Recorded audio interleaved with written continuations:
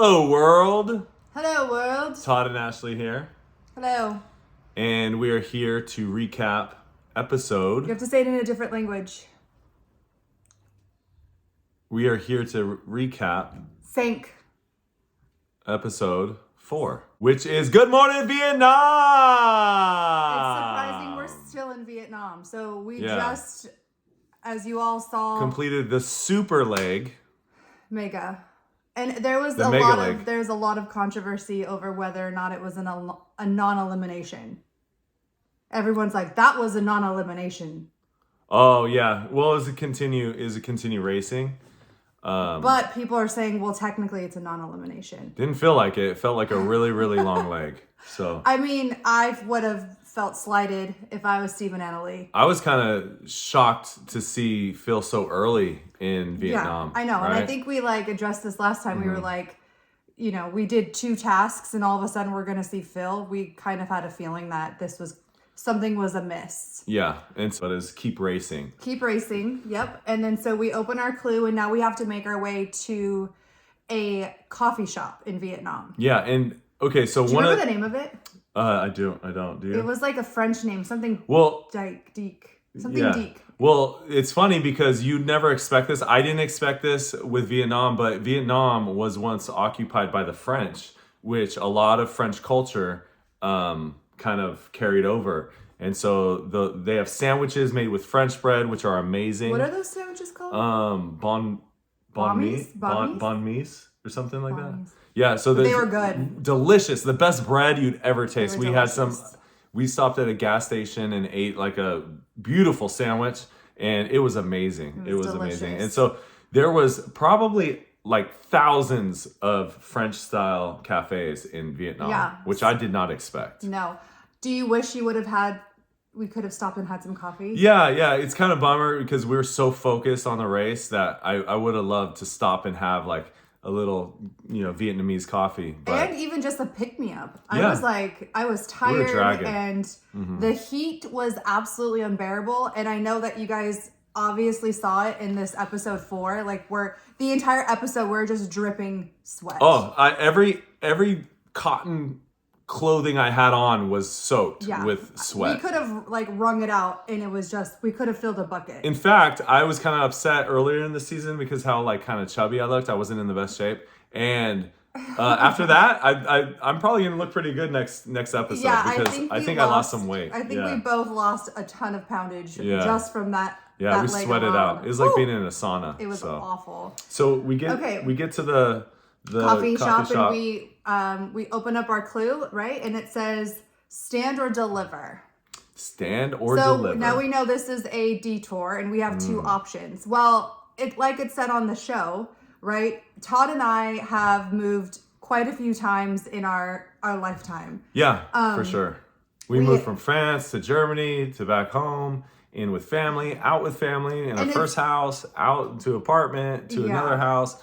And then we keep moving, so. And not to mention, there was a time where we had to bring in family members and then our place was too small. Had to sell our house. Yeah, it was crazy. So lots of moving. So you can only imagine the amount of times Todd and I have probably bickered and argued in the time frame of actually moving so many times. Yeah, one time Ashley threw a bike at me. It was pretty stressful. Babe, those are marital stories we keep in but we are used to moving, number 1. And number 2, we kind of always said, you know what? We're a physically strong team. We're bigger than everybody else.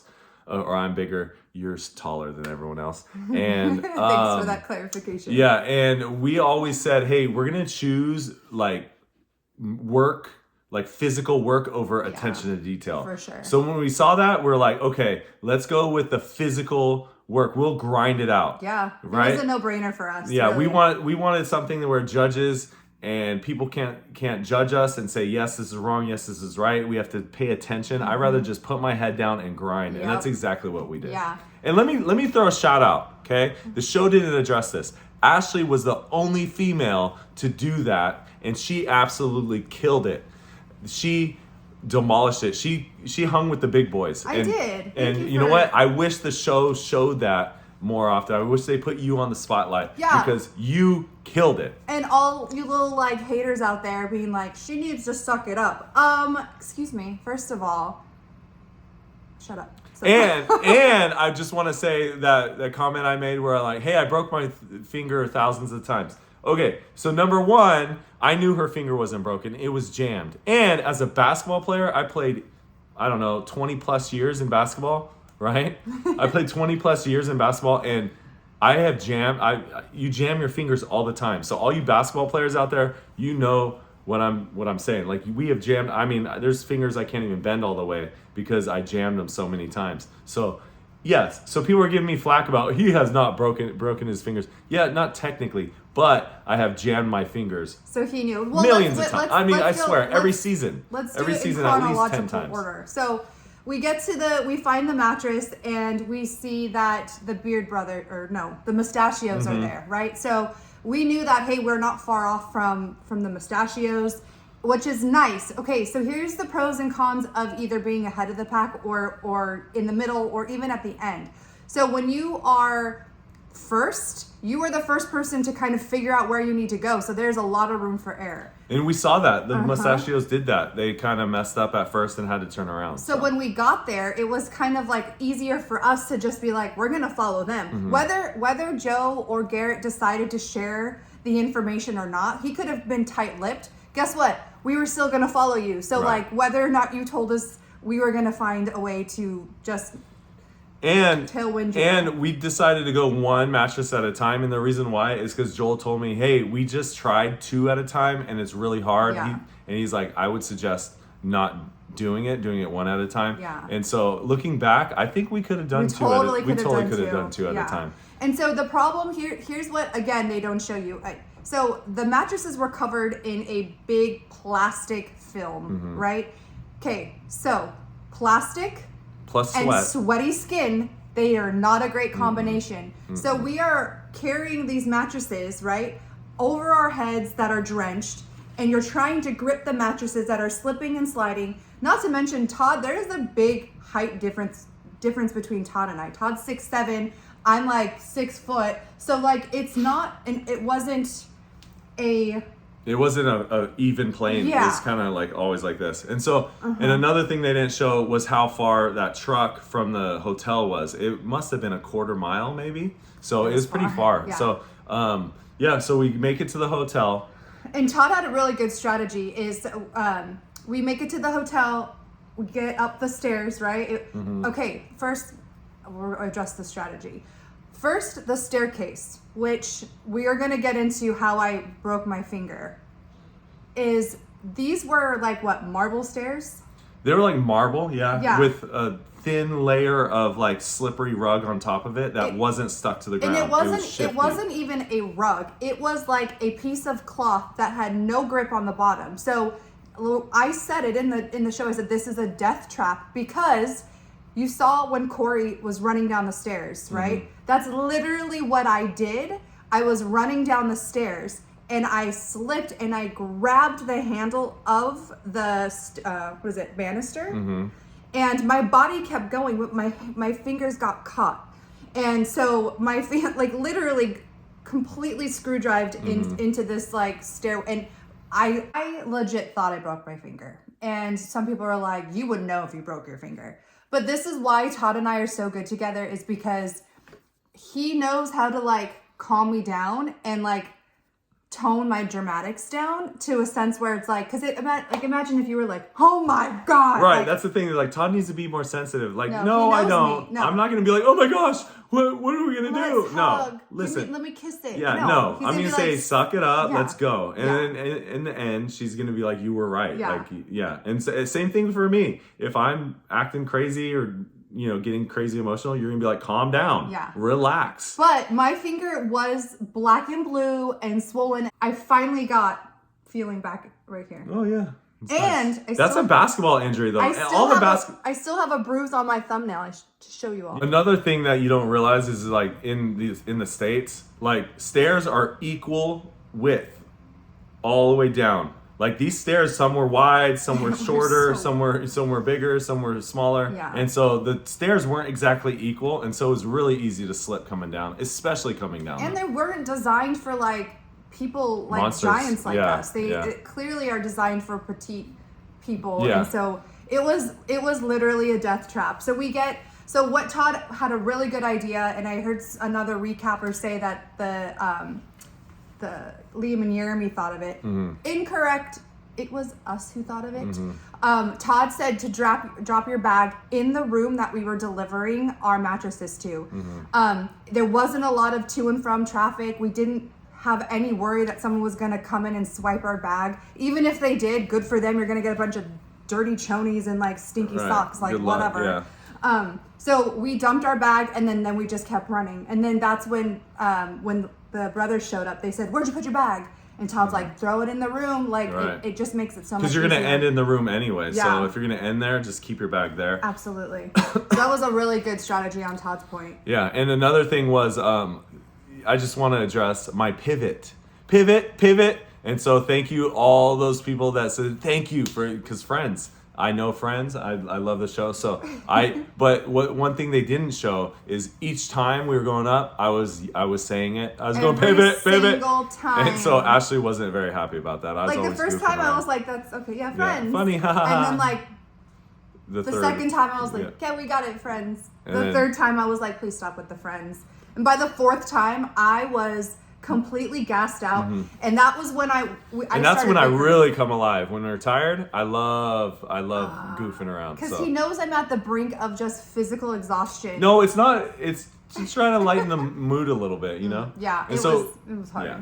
And so we finished that, right? And she killed it. Ashley killed it. She kept up with the big boys. That's right. And basically from there to the temple, right? How long was that? Run? That run from the hotel to the temple to make the wish was like a mile and a half, and it was so hot, and we were gassed from. So here's another thing that Corey and Rob and we and us. We ended at this like practically the same time. And so we ran together to the temple. So like as soon as they got their check, we had thrown our mattress on the bed and got our check. And we saw Corey and Rob like on the outside of the hotel room. Yeah, and so we kind of just said like, "Hey, let's just find this place together." Right. And so we all just ran. And I will tell you, by the time we got to that like temple, I felt like I don't remember being there. It was like closing in on her. I was like, I'm going to pass out. And I was we had this wrap on, and there was incense in that room was so strong that I was like, I'm going to throw up. I'm going to pass out. We were just so hot. And then they're all, say a wish. And I had no idea. And yeah, let's talk about this world peace wish. Okay. So I'm getting a lot of crap for saying world peace. Number one, I don't see how that's a bad thing. Yeah. Right? World peace is always a good thing, especially in light of what's going on lately. It's just so disingenuous. No, but it's not. Like, I didn't know what to say. I didn't know. My mind was blank. Yeah. So I'm like, you know what? I'm going to go with your blanket world peace. His mind was blank, and I was blacked out. Like, I was just like... And at the same time... Wish for water. And at the same... Yeah. Like, that was my wish. Like, I hope for world peace. Like, what's wrong with that? You know, I know it's kind of cliche, but at least it's not selfish, right? I will say, though, like, Todd, that is genuinely Todd. Come on. If I had made the wish, I would have been like, a cold shower. I'd want some... Balmy. Right. I feel blessed just to be on the race. I feel blessed to be with her as my partner. It's like, I don't really need $1 million, okay? But I want it. It'd be nice. I would want it. It'd be nice, but I don't need it, and I'm not going to wish for it.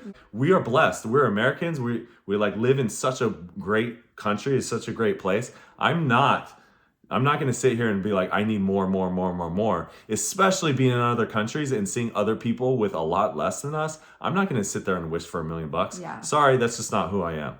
Yeah. That's all I got to say about that. As Forrest Gump would say, that's all I got to say about that. All right. All right. So we wish for world peace.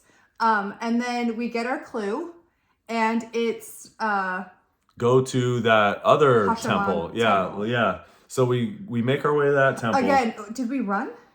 No, we took a cab. Oh, okay, we took a cab. Yeah. And then, okay, so let's talk about this roadblock, because I feel like this was the most intense roadblock in a long time. And Needle in the haystack challenge. Here we go, baby. Whoever designed this and had Phil eye distance away from everyone there was perfect, because that added it kind of flustered you a little bit. Oh, for sure. Yeah. It added a level of like intensity of like, oh my gosh, like he's right there, and the finish line is there, and the elimination line is there. Yes. And so you're like, it was very daunting. And so, okay, we get there and we open the clue and it said who's the matchmaker, who wants to be a matchmaker. And I was so gassed. I couldn't breathe. I was like, I was like, I physically can't do it. I'm so tired. And so thank God Todd did this challenge, because he is the most calm, cool, and collected guy under pressure. And I think you've already seen it in a few episodes. Like, I am not. Like, I start to like freak out a little bit. So I'm so glad Todd did this. And this one was a God thing too. Like, I believe that God's watching over us and he has control about all the big, little, everything in between. Yeah. So it was definitely something that I was built for. And it was one of those things where it's like, once I lock in, I lock in. So I'm going to lock in, and I'm not even going to think about anyone else or help. I'm just locking in. Yeah. Right. And so the first thing I get this thing, and I'm like, oh, it looks like two giraffe looking things. And then I look at my first one is two giraffe looking things. I'm like, I think I got it off the bat. I think I said that. Yeah. And so, but I'm like, nay, like, no. And so I look a little closer. I'm like, there's got to be something off. Yeah. And so I looked at the fine details and I identified what was off. And as soon as you identify that, you could go down the line and say yes, or no, looking for your yes. Mm-hmm. And finally, I'm looking. And so it's all about the strategy for me here was like, don't double back, right? Figure out what you need to find on that first tile. Once you find that, just go down the line and trust yourself and check every single one of them. And there's thousands of tiles. So many. Thousands of tiles. And when we got there, Annalie, she must have been there a very long time, because they had a huge lead on They had a everyone. huge lead on So us, it was for sure. Annalie and the mustachios, and then it was Todd and I got there. Mm-hmm. Right after we got there, Corey and Rob got there. And so it was us four for a good like 20 minutes. Maybe more, maybe less. Yeah. And so they were kind of just, it was nice and quiet, and I was like trying to recover. Mm-hmm. But then the thing that started to like build up the anxiety is like slowly but surely team after team after team started just trickling in. And it increased this like, okay, we need to go. Like we come on, Todd, like you can do this. Like someone's needs to find this tile. Right. And then so as we're searching, I see my homegirl, Annalie. My homegirl, right? Annalie. And she goes, hey, what do you have? Show me what you got. I'm like, okay, show me what you got. Oh, we have the same one, but mine's facing to the left, yours is facing to the right. Okay, hey, if you see mine, let me know. If you see mine, let me know. I'm not expecting her to give me the answer at all. I am not. Okay, so when it showed her go, oh, I think I see Todd's, but I'm not telling him. I kind of expected that. The problem is like, if I found hers, I don't know. I'd probably tell her. So I don't know. He probably would. I know, I'm too nice sometimes. But first place was still out there. So she's not going to tell me. Now. But Annalie, you're not off the hook with us. Nope, you're not. So it broke my heart. Just keep that in mind. It broke my heart. Mm-hmm. But I wasn't expecting her help. And I think if anyone does expect their help, they're kind of like, nah, you know? Yeah. And let me set the record straight. It doesn't reveal anyone's character. All it is a competition, right? We're here to win. Everyone was there to win. So Chelsea played a good game. Don't tell. And at least she'll tell you straight up. Like, I'm not going to tell you, right? And so I like that. That's a good strategy. I appreciate where people stand out the gate, right? So it's like, if you know that like, hey, we're not here to make friends. We're here to compete. Good. Cool. We know where you stand, and it's like, that's where it is. Now, does that mean that it doesn't rub me the wrong way when we're still running? Absolutely not. I'm still going to be like, how dare you? But at least I know where you stand. However, if you form a kind of alliance with a group of people, and your part of your alliance was let's help each other out as much as possible, and that alliance kind of burns you, that's when you're like, okay, noted. But right. But anyway, so okay, so I find my tile at the same time The editing does it good, or doesn't do it good. I find it the same time as Chelsea almost does. like at literally the same moment. Right, and then to the point where like I see Todd and I grab our bags because I'm like, oh, he's got to check. I grab our bags and I'm ready to go, and I'm looking around, and Chelsea is still on the side, like trying to figure out what to do next. So you guys are like in the same position, identical.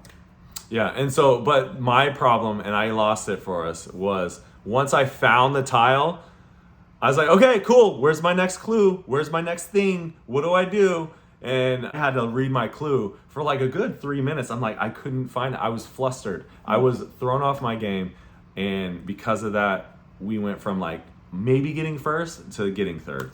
And that's kind of why we all ended up on the mat at the same time. Well, and so in that moment, Chelsea and Robin figured it out and they started running. And then I would probably say a minute and a half later, you figured it out. And then you said, Ashley, we need to run to the mat.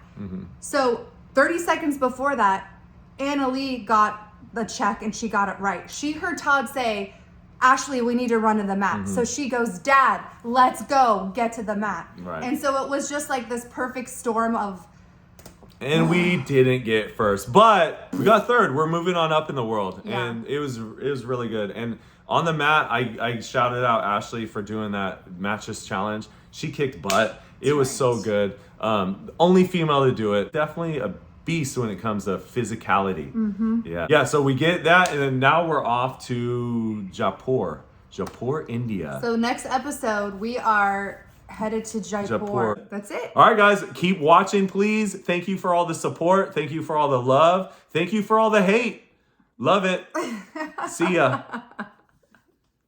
Bye.